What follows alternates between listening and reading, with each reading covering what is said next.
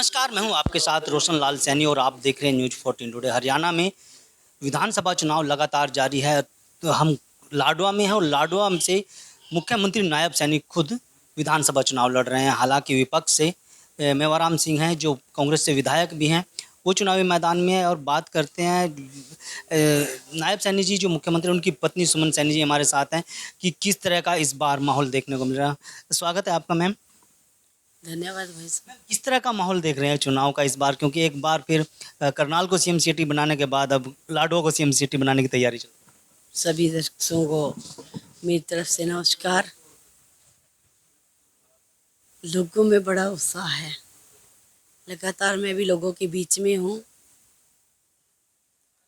चाहे किसी भी वर्ग की बात करें, चाहे युवाओं की बिना पर्ची बिना खर्ची की बात करें, गांव में जा रही हूँ तो हर गांव से एक दो बच्चा लगा हुआ है। और बीट गांव में मैं गई, वहाँ 20 बच्चे सरकारी नौकरी लगे हैं। अपने लाडवा का भी एक हैंडीक्राफ्ट है बच्चा, वो गरीब बच्चा लगा है। और उन परिवारों से जब मैं मिली, उन्होंने मेरे चाय के लिए भी मेरे को निमंत्रण दिया था कि बहन जी आप चाय के लिए आई। मैंने कहा कोई बात नहीं, चाय पीऊँगी ज़रूर।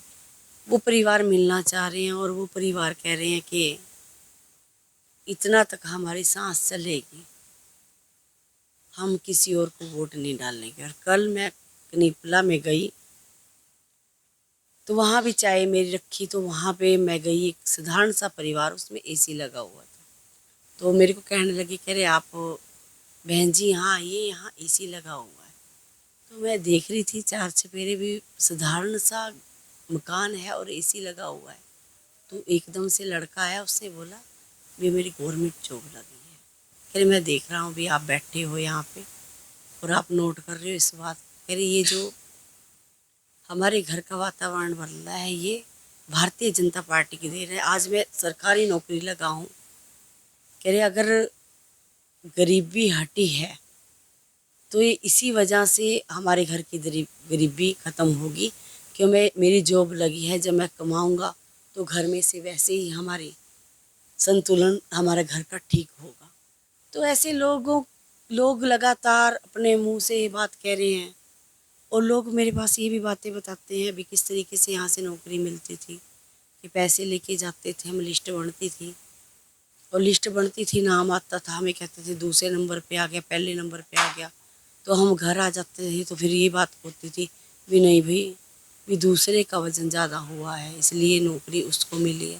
तो इस तरीके की सारी बातें आती हैं। आज भारतीय जनता पार्टी की सेंटर में सरकार है हमारी, और 10 वर्ष हरियाणा में रही, बिना पर्ची बिना खर्ची के युवाओं को रोजगार हमने दिया है। महिलाओं के लिए हमने महिला थाना खोला है। आज घर के पास सिलेंडर मिल रहे हैं उज्ज्वला योजना के तहत। महिलाओं को दिक्कत नहीं है।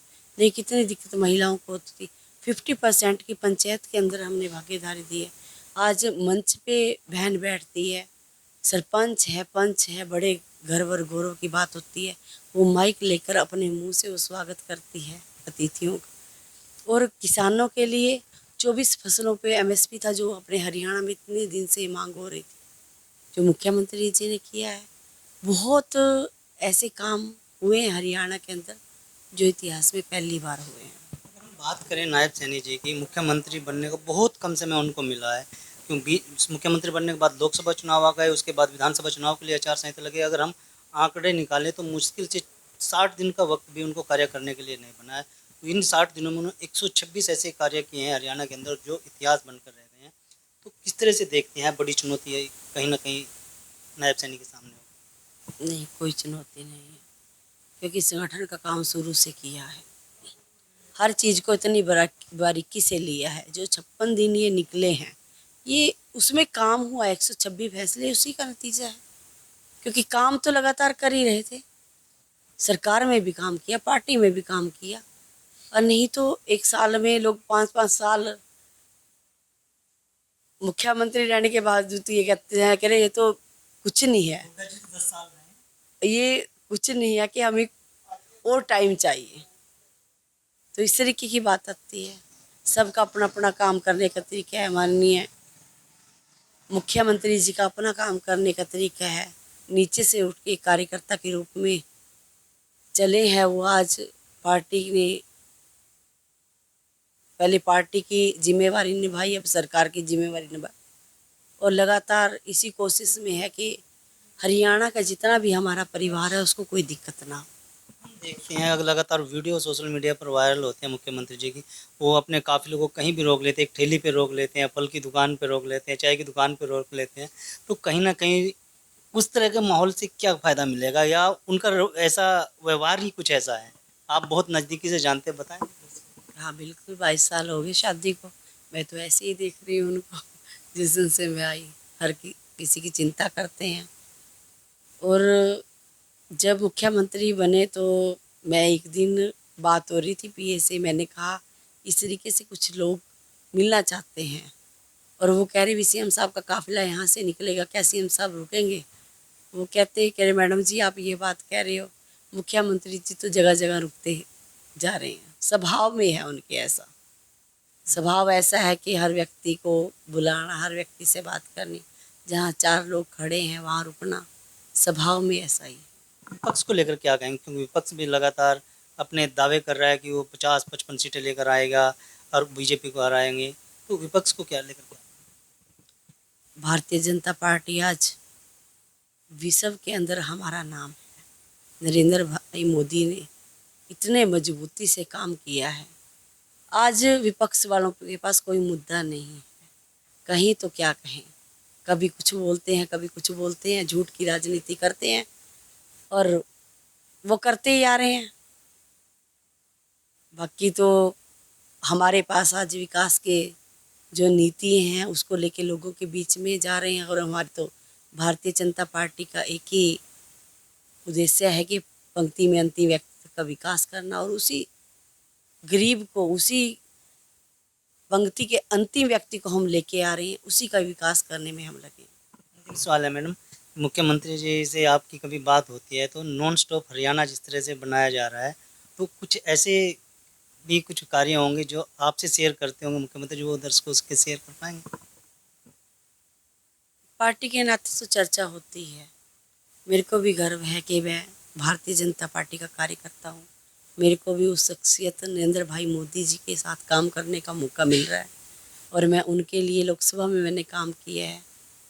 और चर्चा तो होती है, क्या महिलाओं के लिए किया जाए, क्या युवाओं के लिए किया जाए, और अलग अलग स्कीम लेके भी आ रहे हैं। जैसे हमने आयुष्मान कार्ड का है, 5 लाख का आयुष्मान कार्ड दिया है, उसकी जो 5 लाख का था उसको 10 लाख अभी किया है हमने, 8 तारीख के बाद लागू भी करेंगे।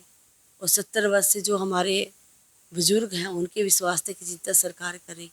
ऐसे ऐसे बहुत से सुझाव हैं जो कार्यकर्ता से भी मांगे गए हैं, और उसके आधार पर हमने अपना घोषणा पत्र तैयार किया है, और लगातार लोगों के बीच में है। यही अपील कर रहे हैं, आपके चैनल के माध्यम से अपील करूंगी कि आने वाली 5 तारीख को आप सब कमल के सामने का बटन दबाएं, ताकि हमारी सरकार तीसरी बार फिर बड़े मैंडेट के साथ बने। और हमारे हरियाणा में तो रिवाज भी है कि क्योंकि यहाँ के लोग बड़े सुलझे और भोले लोग हैं, वैसे भोले नहीं हैं दूसरी तरीके से भोले लोग हैं और सुलझे हुए हैं, समझदार लोग हैं। जो सेंटर में सरकार होती है वही हरियाणा में बनाते हैं, और क्योंकि उनको पता है कि सारी स्कीमें सेंटर से ही लागू होती हैं। एक सवाल मेरे याद आ गया, हमारे दर्शकों ने पूछा था कि अगर आपसे बात होगी तो ये सवाल मैं ज़रूर पूछूं, एक सीएम की पत्नी होने के नाते हरियाणा की महिलाओं को लेकर कोई आपने सलाह दी है सीएम साहब को? सलाह भी दिया है और उसको लागू भी किया है, क्योंकि महिला मोर्चे में उपाध्यक्ष हूँ मैं, तो उसके नाते भी सुझाव रहता है। कुछ भी कहीं कुछ होता है तो मैं बात भी करती हूँ भी महिलाओं के लिए आप ऐसा कीजिए, ऐसा कीजिए, तो करने के लिए लगे हुए हैं उसमें, और बेस्ट से बेस्ट करेंगे। ये थी हमारे साथ सुमन सैनी जी, मुख्यमंत्री नायब सैनी जी की पत्नी है। इन्होंने न्यूज़ 14 टुडे से इस बेबाकी से बातचीत में कहा है कि आने वाली 5 तारीख को न सिर्फ कमल का फूल खिलाएं, बल्कि अपने विकास कार्यों को लेकर के इनके पास आएँ। इन्होंने अपना नंबर भी जनसभाओं के दौरान अपना शेयर करती हैं कि किसी भी समय अगर मुख्यमंत्री जी का फ़ोन नंबर ना मिले तो अपने फ़ोन नंबर पर कॉन्टैक्ट करने के लिए बोल रही हैं, ताकि किसी भी तरह से हरियाणा वासियों को कोई दिक्कत परेशानी ना हो। वीडियो के बारे में आप अगर आप ये खबर फेसबुक पर देख रहे हैं तो वीडियो को लाइक करके पेज को फॉलो करें। इसके अलावा अगर आप इस खबर से यूट्यूब के जरिए जुड़े हैं तो चैनल को सब्सक्राइब करके बेल आइकन दबाना बिल्कुल ना भूलें। नमस्कार।